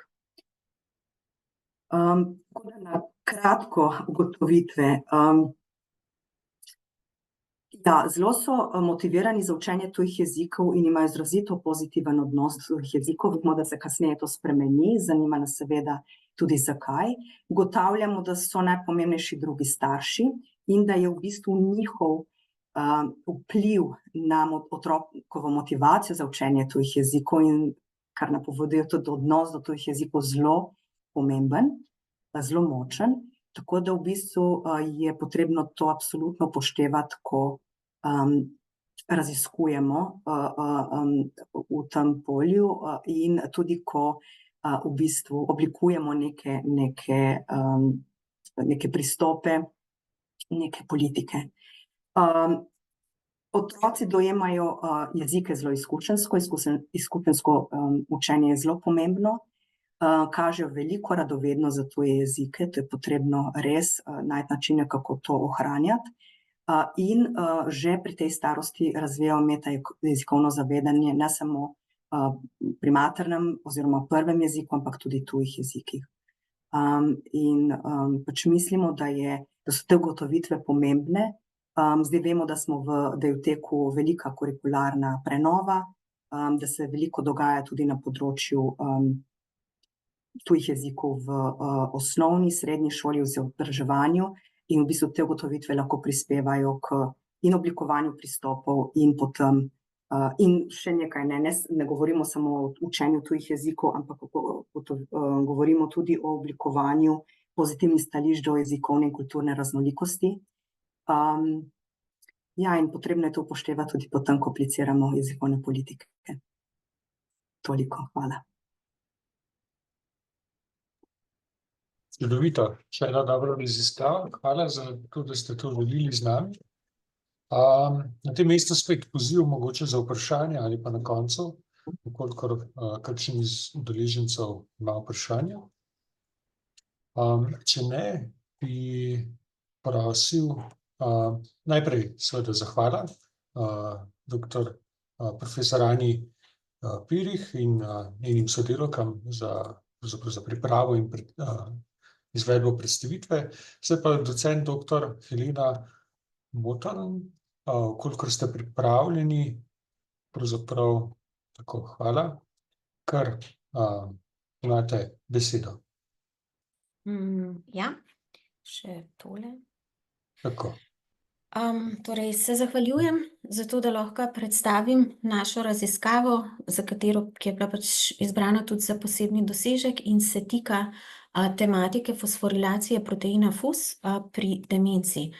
Naša skupina se že vrsto let ukvarja z RNA vezavnimi proteini pri nevrodegenerativnih obolenjih, med katere spada tudi protein FUS, ki je takšen protein vsesplošno izražen v vseh telesnih celicah, spada tudi med 5 najvišje izraženih proteinov v celicah. Tukaj imate njegovo linearno shematsko zgradbo. Mi se osredotočamo predvsem na tale njegov desni konček, na njegov C-terminalni del, ki vključuje tudi tako imenovan NLS, se pravi jedrni lokalizacijski signal, ki omogoča temu proteinu, da se z vezavo na importer transportin 1 lahko premakne iz citoplazme v jedro. Namreč v normalnih zdravih celicah se več kot 90% tega proteina nahaja v jedru, kjer sodeluje pri različnih znotrajceličnih procesih, kot so procesiranje RNA in DNA, pri prenosu RNA proteinov iz telesa celice do njenih odrastkov, na primer dendritov pri nevronskih celicah, ter pri odzivu na stres, se pravi pri tvorbi teh znotrajceličnih stresnih granul in jedrnih teles. Kaj se pa zgodi s proteinom pri nevrodegenerativnih obolenjih? Namreč pride pa do kopičenja tega istega proteina v citoplazmi in njegovega pomanjkanja v jedru. V citoplazmi se zaradi kopičenja in koncentriranja nato ta protein zleplja v takšne netopne toksične agregate, ki nazadnje vodijo v smrt celic. Mehanizmi, zakaj do tega pride, še niso povsem znani, bi pa njihovo poznavanje najbrž vodilo v nove oblike zdravljenja.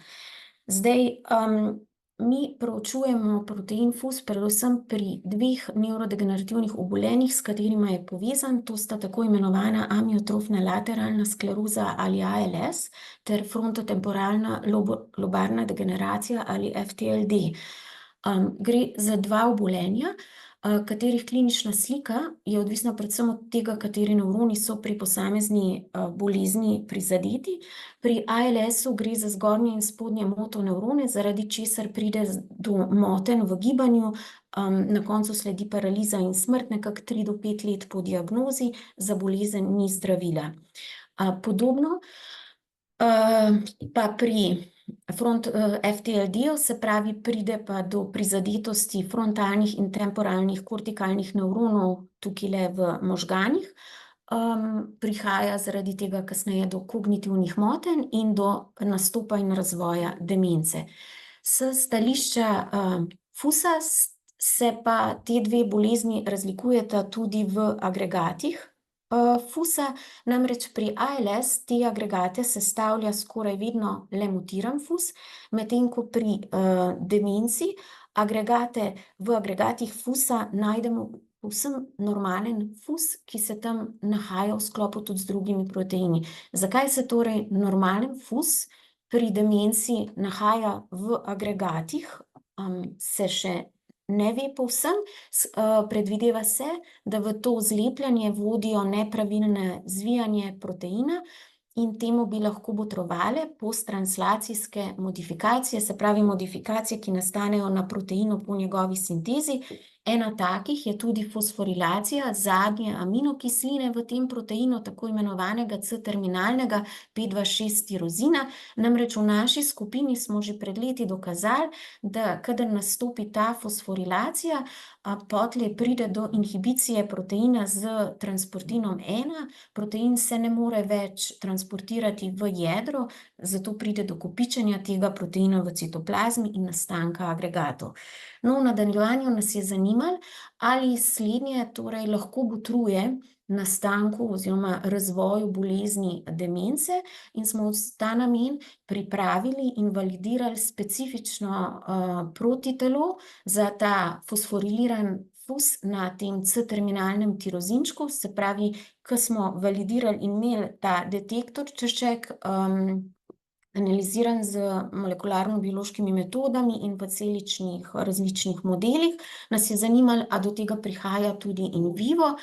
No, pregledali smo možgane mišk v prvi stopnji in ugotovili, da se ta fosforiliran fus v resnici nahaja tudi v različnih regijah možganov, predvsem v nevronalnih celicah. Na tejle sliki ga imate obarvanega v temle zelenem barvnem spektru, in pa da njegovo pojavljanje v teh nevronih, recimo predvsem v frontalnem korteksu, ki je torej, kot že predhodno rečeno, najbolj prizadet pri demenci, zelo sovpada tudi s pojavljanjem aktivne kinaze, predvsem kinaze ABL iz družine SRC, ki se pravi, sta slednja dva lahko povezana. Za te kinaze družine SRC je bilo že predhodno ugotovljeno, oziroma smo zanje potrdili, da so torej sposobne fosforilirati fus na C-terminalnem delu in vitro.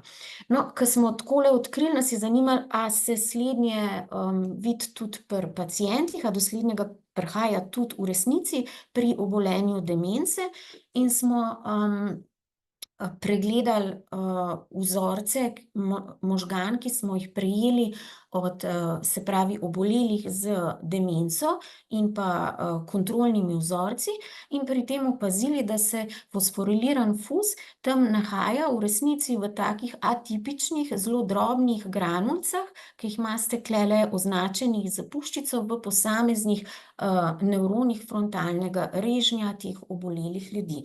Pri sočasnem fluorescentnem barvanju, tudi za sam protein divjega tipa, smo v nadaljevanju ugotovili, da torej do te fosforilacije zmeraj pride le pri teh najmanjših granulcah, se pravi pri teh začetnih agregatih, medtem ko pri teh zrelih velikih agregatih, kot so recimo vidni tukaj, nikoli ne pride do kolokalizacije tega signala. Se pravi, je ta sam proces fosforilacije najbrž potreben v začetnih stopnjah te toksične agregacije. No, in tudi pri ljudeh to zelo lepo sovpada z vzorcem pojavljanja aktivne kinaze v teh nevronih frontalnega korteksa.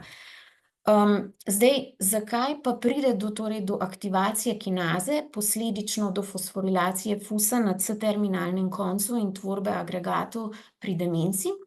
Za kinaze je na splošno znano, da jih lahko aktivirajo različni tipi stresa.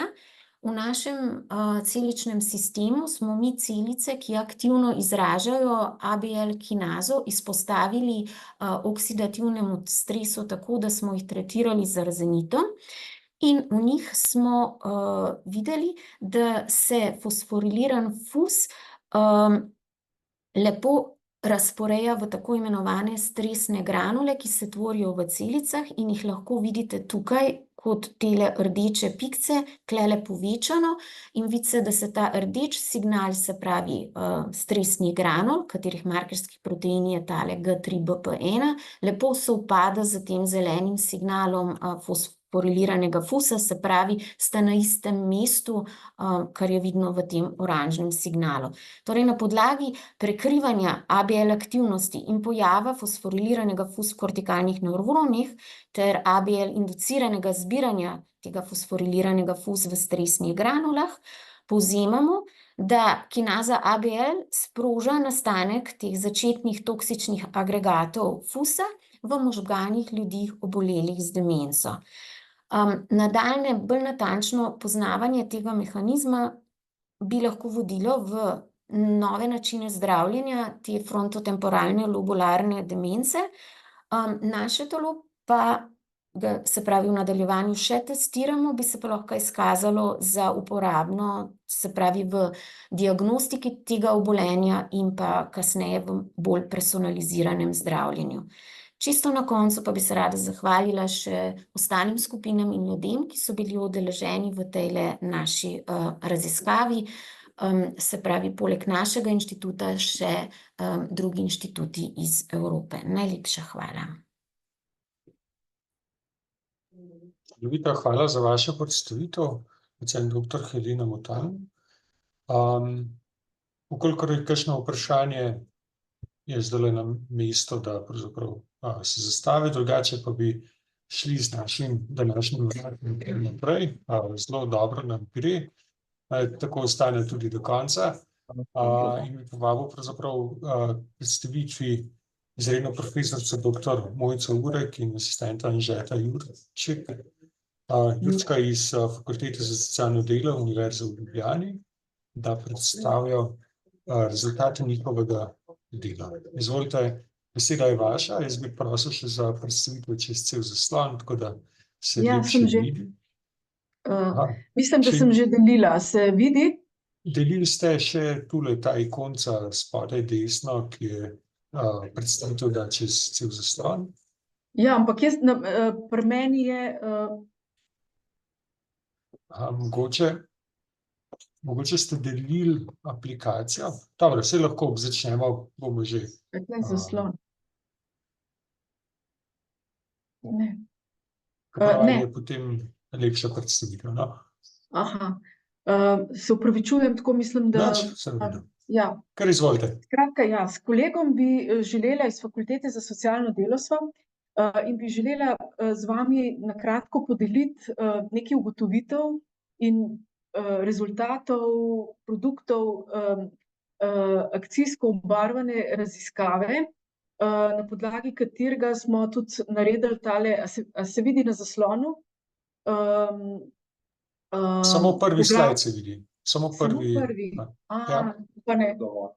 Aha, skratka, bo kolega probal zrihtati, no. Ja.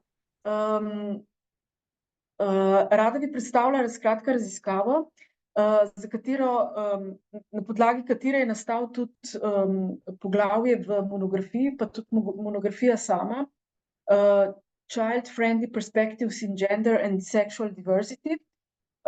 Raziskava je bila nekako narejena med letom 2019 in 2021.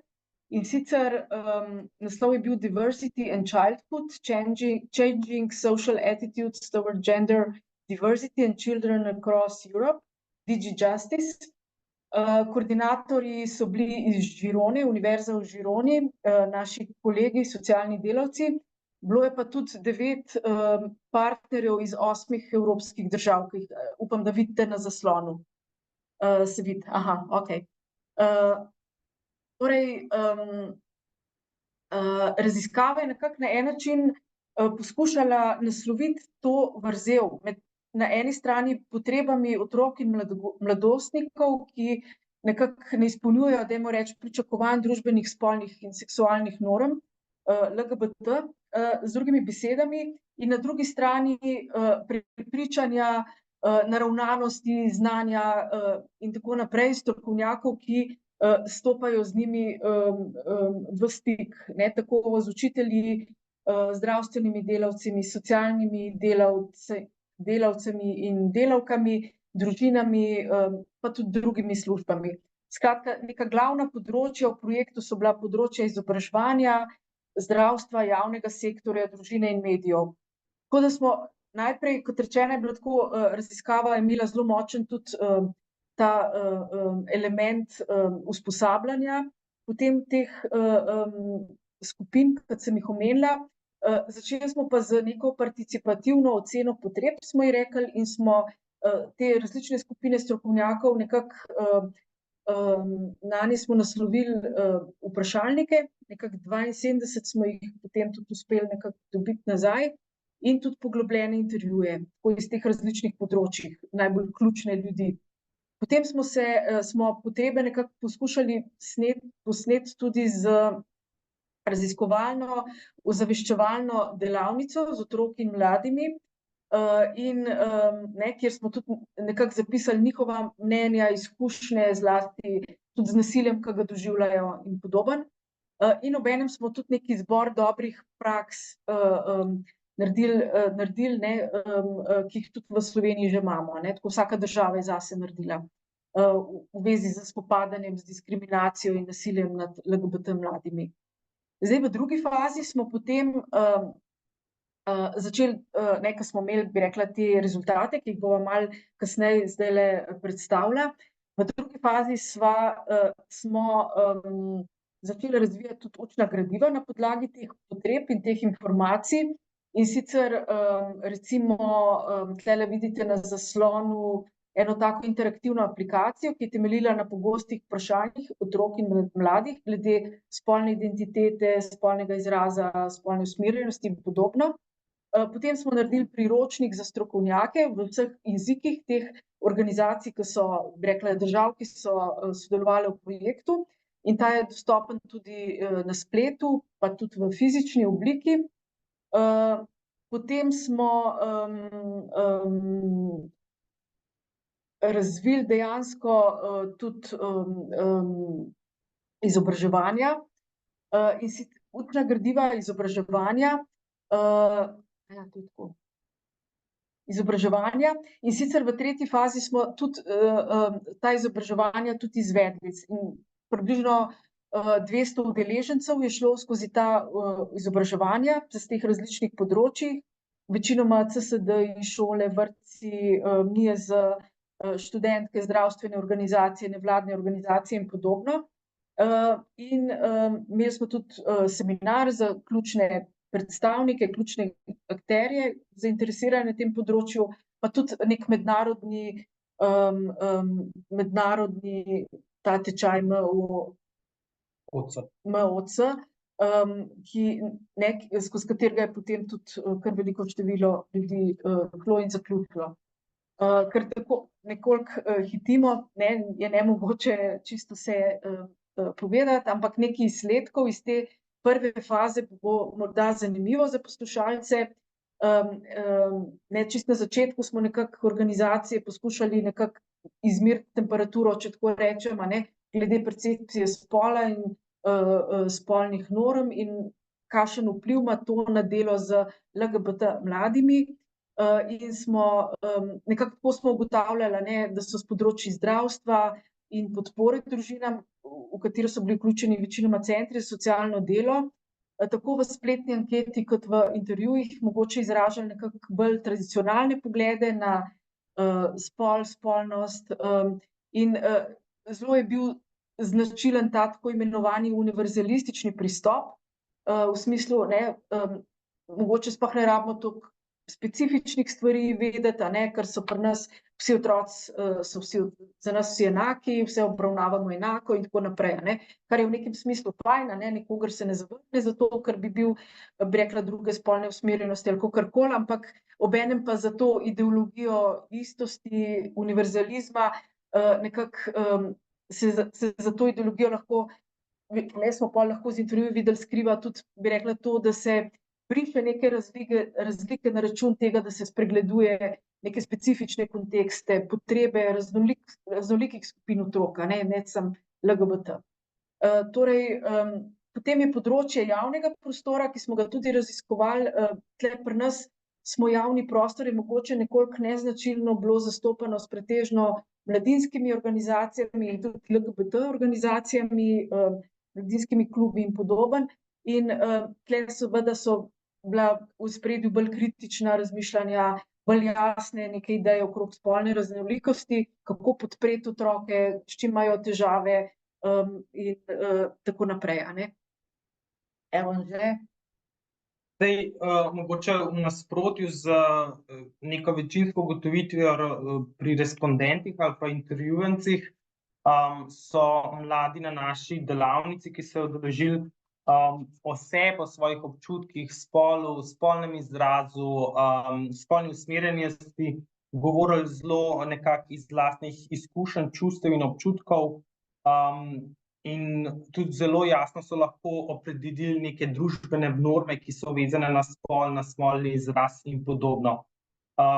Delili so z nami zelo veliko primerov iz družinskega okolja in šolskega okolja, tudi izkušnje nasilja, pa potem na drugi strani tudi dobre prakse, se pravi neke varne osebe, predvsem v šolskem okolju so nekateri imeli izkušnje, da so imeli varne osebe, s katerimi so lahko recimo govorili o sebi. Tako da ja, zelo so jasno znali povedati o sebi, kdo so, kako se dojemajo, kljub zelo tudi izpostavljenim izzivom, katerim so bili izpostavljeni. Zdaj, nekako podatki iz LGBT organizacij, pa tudi iz te delavnice z mladimi, je, da seveda na področju družine ena najpogostejših potreb, ki jo imajo otroci, potreba po sprejetosti in varnosti. Pretekle raziskave, pa tudi naša raziskava, zelo kažejo na to, da se ti mladostniki redkeje odločijo za uresničevanje nekih zakonskih pravic do preživljanja, da se dostikrat skušajo nekako sami znajti. S tem je pa tudi povezano problem nekega mladoletnega brezdomstva, ne. In zaradi tudi neprepoznavnosti ali pa neke neobčutljivosti dela s to populacijo se zelo veliko v praksi prepoznava tudi, da so ti mladi nekako spregledani, a ne, v različnih okoljih. Se pravi, nekako padejo čez ta institucionalna sita, recimo v šolah, centrih za socialno delo in drugje. Tukaj se seveda potem kaže zelo velik pomen LGBT organizacij, ki se v Sloveniji predvsem zelo veliko fokusirajo na mlade. Zanimiva, čeprav mogoče ne toliko nenavadna ugotovitev je, ne, da LGBT mladi v te organizacije zahajajo pogosto ne zato, ker bi rabili govoriti o sebi, pa kdo so, kaj so, ampak zaradi tega, ker so to prostori, kjer jim to dejansko ni treba, ne, se pravi, imajo nek občutek varnosti, kjer so lahko to, kar so, brez da jih kdor znova autirati in predstavljati, a ne, kdo so. Zdaj, imeli smo tudi nekaj malega podatkov iz strani staršev, ki se tudi sami recimo srečujejo z izzivi, ko recimo s svojimi LGBT otroki obiskujejo recimo ambulante ali pa druge svetovalne službe, kjer se recimo dostikrat pokažejo neki ti stereotipi posploševanja, tudi zavrnitve, se pravi, tudi smo slišali primere, kjer so starši zelo podpirali svoje otroke, potem pa pri strokovnjakih naleteli na neke zelo take odklonjajoče prakse. Zdaj, postrnjeno, a ne, so neki odzivi teh služb nekako med zanikanjem, se pravi, nekako nasprotovanje, zanikanje te identitete, transparentnim klovzetom, kar pomeni, da lahko recimo pride do razkritja v svetovalni službi kot primer, ampak se potem pol to nikoli naprej več ne omenja, se pravi, neka taka tiha skrivnost oziroma nenaslovljena tema in pa nekimi učinkovitimi odgovori, se pravi, dobrimi praksami, ki tudi obstajajo. Ja, bom jaz samo še zaključila.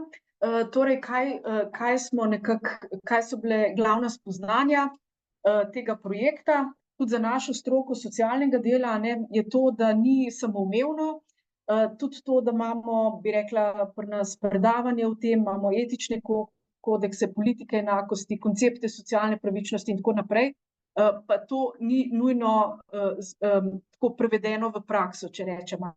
In ko ne preprečuje to strokovnjakom, da ne bi reproducirali nekih neenakosti.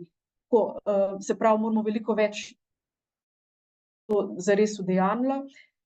To tudi, da strokovni delavci in delavke, ne, vključno s socialnimi delavci, seveda, ne, imamo pravico, moč, dolžnost, da spodbujamo neko etično ravnanje, diskrecijo pri presojanju, odločanju v skladu s svojim strokovnim znanjem in poklicnim vrednotam in da se upiramo, bi rekla, tudi ne vem, nasprotnim težnjam, ne, tako v družbi kot stroki, v službah in podobno. Ena zadeva je, ki je zelo nekako bila povezana tudi z izkušnjo tega usposabljanja, ki smo jih imeli, da seveda, ne, da so zelo koristna, pomembna in imamo tudi dobre feedbacke že iz prakse, ne, da so jim pomagala delavcem to boljše naslavljati, pa vendar ne, je treba več kot enkrat to narediti, ne, ampak je treba pravzaprav nekako tako dolgoročno narediti nek načrt, kako, kako nadaljevati s temi usposabljanji, ker bi rekla tako, za neka zakoreninjena stališča, prepričanja in tako naprej, a ne, zahtevajo nekoliko več, bi rekla, nekega ukvarjanja s tem, spremljanja, biti v dialogu pravzaprav ves čas, a ne, z ljudmi in naslavljati navsezadnje tudi predsodke, ki jih imamo kot ljudje, a ne, ki jih prinesemo od vsepovsod. Tako da bom tule zaključila. Hvala. Hvala za vašo predstavitev. Ja, če kakšno vprašanje, je zdajle priložnost. Drugače pa bi prosil, najprej bi se seveda zahvalil izredni profesorici dr. Mojci Urek in asistentu Anžetu Jurčko za predstavitev, in pa prosil docentko dr. Matejo Breg-Valjavec iz Geografskega inštituta Antona Melika ZRC SAZU, da predstavi še svoje rezultate raziskav. Mateja, izvoli. Lep pozdrav. Sem delila zaslon in je... Ni še v redu? Ni še v redu? Jaz sem v redu. Ni. Ni? Ne, ni. Okej, čakaj, pa povem. Mogoče še enkrat, pa tisti. Moram pa še enkrat šerati, ja. Tako. Zdaj pa je, ne? Zdaj bi moral. Neke sive fleke so, okej, zdaj recimo, da še neke sive fleke so, verjetno so kakšni četi ali pa obiskovalci ali pa kaj takega. Tako, drugače pa je. Okej. Torej, prihajam iz Geografskega inštituta Antona Melika ZRC SAZU in sem geografinja in ker je geografija prisotna v osnovni šoli, v srednji šoli, sem nekako upala, da bodo res kakšni učitelji, ki bodo to poslušali, in sem res tudi jaz pripravila bolj tako uporabno predstavitev, malček bolj posplošeno, tako da bo lažje razumljiva čim večjemu krogu današnjih udeležencev. Torej, čistko za uvod, znano je, da so vrtače najpogostejše reliefne oblike kraških pokrajin in pojavljajo se po vsem svetu. Torej, gre za reliefno obliko, ki je poligenetskega nastanka, torej sodeluje več različnih procesov v različnih fazah, od raztapljanja do udiranja stropa, od spodaj ležečih jam, do ugrezanja dna vrtač, tako da ja, ne dela, ne, jaz ne morem premikati, dela. Se prestavljajo slajdi, je Vse, v redu je, vidi se. Okej, torej moram z miško delati, ja, okej. Torej, nekako je znano tudi, oziroma se o tem tudi že predava v osnovnih, bolj srednjih šolah pri geografiji, da je v vrtačah značilna mikroklima kot posledica konkavne oblike in še posebej termalna inverzija, ki jo lahko zaznamujejo tudi dalj časa trajajoča snežna odeja v dnu vrtač in pa recimo tudi inverzna vegetacijska slojevitost, kot je recimo značilna za vrtače na Snežniku oziroma za te konte. En tak primer je velika kolobarnica na Snežniku, kjer gre,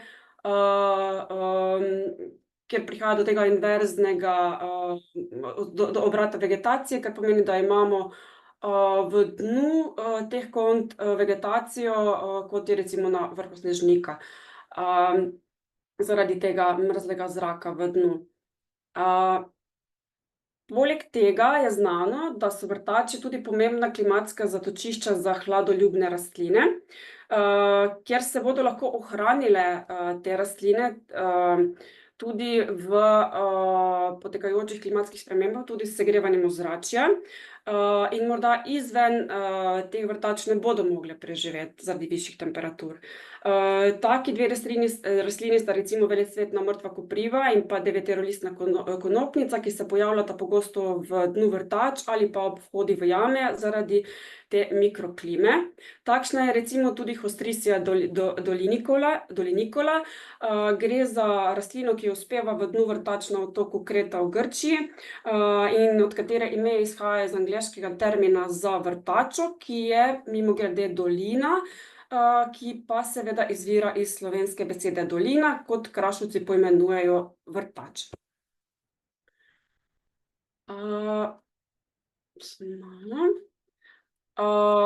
Poleg vsega naštetega je znano tudi, da so vrtače na Krasu območja, redka območja, kjer so sedimenti oziroma zemlja, kjer je možno kmetovanje. Iz tega so se razvile delane vrtače v preteklosti, ki so Krašovcem služile kot skorajda edino območje, kjer so lahko pridelali za lastno potrebo oziroma prodajali tudi v bližnja mesta.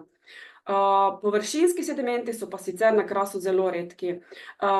Gre za drobnozrnate sedimente, ki jih sestavljajo v glavnem frakcije mel in glina. In prav ti sedimenti so nas zanimali v tej raziskavi, in sicer, ki jo bom na kratko predstavila. Kaj več o njej pa lahko sami preberete potem o sami metodologiji in podrobnejših rezultatih v reviji Catena. Torej področje samo v osnovi spada v geografijo, ker sem pač geografinja, in skladno s tem gre za dosežek odličnih znanosti na področju geografije. Ne glede na to pa je raziskava interdisciplinarna, saj je potekala v sodelovanju s kolegi biologi in kolegi gozdarji iz Gozdarskega inštituta Slovenije. Torej, ko smo se pripravili na to raziskavo, smo med številnimi raziskavami o ponorih organskega ogljika zasledili raziskave, ki so ugotavljale, da so te finozrnati sedimenti, ki jih je nekje na Krasu, sposobni vezati večje količine organskega ogljika, kakor sedimenti izven Krasa. Organski ogljik je torej vključen v ta globalni krogotok ogljika in to potem vpliva na podnebje. To nas je potem izzvalo in smo se lotili raziskave v vrtačah. Torej, v tej študiji so bile vrtače prepoznane kot naravni ponori za skladiščenje organskega ogljika, torej v prsti oziroma tleh. Geografi rečemo prst, gozdarji rečejo tla, tako da pač gre pa za zemljo po domače, a ne. Ob tem pa smo vrednotili njihovo vlogo, torej z vidika blaženja podnebnih sprememb, in upoštevali spremembe rabe tal. Torej, vsebnost organskega ogljika smo merili v gozdnih, grmiščnih in travniških vrtačah na planoti Kras, torej na Krasu. To je shematsko prikazano na tem grafičnem abstraktu, ki je tudi iz revije Catena, malček smo ga pač polepšali za odlični v znanosti. In sicer, kot vidite, tukaj so vrtače, ki so nastale v trdih karbonatih, več ali manj dolomitov na apnencu, in veliko vrtač na Krasu ima v dnu sedimente, kar je pobarvano tukaj zato rjavo. In ravno te sedimenti so bili pač naš fokus v tej raziskavi. In zdaj, če čisto na hitro povzamem rezultate, torej najmanjšo zalogo tega organskega ogljika so izkazali travniki, 106 ton na hektar, največjo torej grmišča, območja, kjer se zaraščajo, 130 ton na hektar, vmesno pa gozd, 116 ton na hektar. Vse lokacije so izkazale, torej vse, ne glede na rabo tal, je bila vedno večja zaloga organskega ogljika v dnu vrtač v primerjavi z okolico, izven vrtače, kjer je pač manj prsti tudi, ne. Torej, če na hitro povzamem metodologijo, vzorce smo vzeli na območju Divaškega krasa in v regijskem parku Škocjanske jame, in sicer v 22 testnih vrtačah. Tukaj na levi strani se vidi, kako so bile razporejene, koliko je bilo travišč, koliko je bilo torej grmišč in koliko v gozdu. Zelo težko je najti vrtače izven gozda, ker se namreč Kras zarašča in seveda so travniki in njive v vrtačah že kar ogroženi. Torej, zdaj samo, kaj sploh je ta organski ogljik v tleh, a ne, oziroma po angleško se reče soil organic carbon oziroma SOC. Nanaša se na ogljikovo komponento organske snovi v tleh oziroma prsti, ki jo izmerimo v mineralnem delu tal, ki jih presejemo na 2 milimetra na sito, predtem pa odstranimo ta vrhnji organski del, torej te krovne horizonte tal, kjer je pač še organski material oziroma nemineraliziran. Vzorce smo jemali z eno sondo, premera 6,7 cm do globine 40 cm. In sicer s tem smo pridobili podatek o zalogi na površino, torej koliko ton na hektar se v tej plasti 40 cm skladišči po Krasu. Torej, študija je bila izvedena torej v zgornjih 40 cm, kjer so skoncentrirane organske snovi in kjer so procesi mineralizacije in imobilizacije najbolj aktivni.